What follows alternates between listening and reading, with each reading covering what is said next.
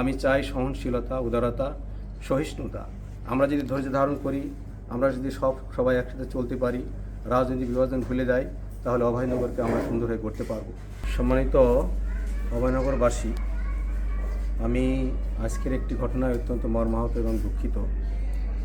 আজকে বিকাল 4টায় বাগুটিয়া ইউনিয়নের ভাটপাড়া বাজারে বাংলাদেশ জামাত ইসলামীর কর্মীরা একটা বিক্ষোভ মিছিল করে।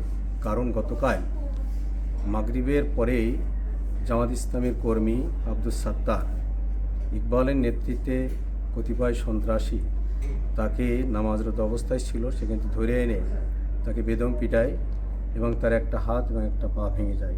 সে এখন খুলনা আড়াইশো বেড হাসপাতালে ভর্তি আছে।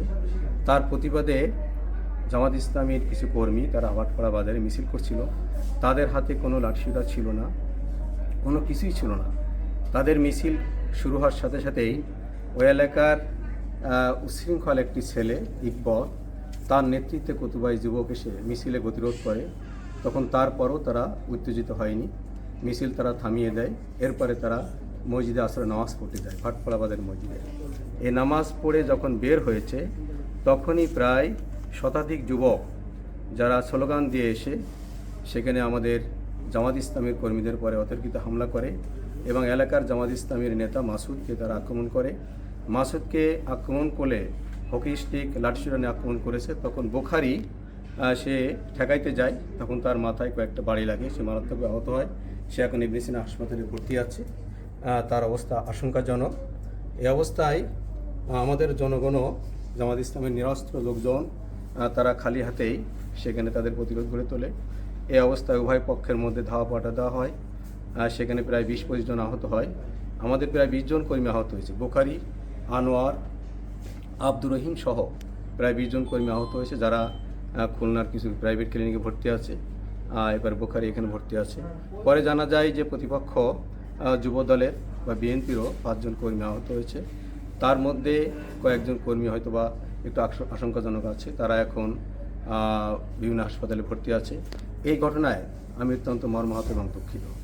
আমি চাই সম্মানিত সাংবাদিক ভাইরা এবং আইন শৃঙ্খলায় যারা নিয়োজিত আছেন তাদেরকে বলতে চাই, আপনারা ভাটপাড়া বাজারে জিজ্ঞাসা করবেন বিভিন্ন দোকানদারদের কাছে, তারা অবশ্যই বলবে যে জামাত ইসলামের কর্মীদের কাছে কোনো লাঠিসোঁটা ছিল না, কোনো কিছুই ছিল না।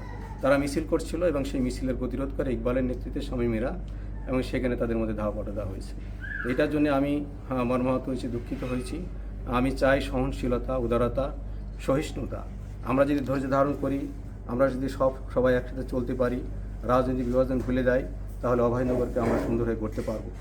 আমরা মতপার্থক্য ভুলে, আমাদের যে সমস্ত মতপার্থক্য আছে আমরা ভুলে এক জায়গায় থাকবো এবং একসাথে আমরা অভয়নগর গড়বো। একসাথে আমরা চলতে চাই, একসাথে আমরা দেশ গড়তে চাই। আমি এই ঘটনার জন্য আবারও বলতে চাই যে আমি অত্যন্ত দুঃখিত হয়েছি এবং অত্যন্ত মর্মাহত হয়েছি। যাতে পরবর্তী পর্যায়ে অনাকাঙ্ক্ষিত কোনো ঘটনা না ঘটে, এর জন্য আইন শৃঙ্খলায় যারা নিয়োজিত আছেন তাদেরকে আমি বলতে চাই যে আপনারা টহল বৃদ্ধি করে দেন, যাতে অনাকাঙ্ক্ষিত কোনো ঘটনা ওখানে আর না ঘটে। সবাইকে ধন্যবাদ।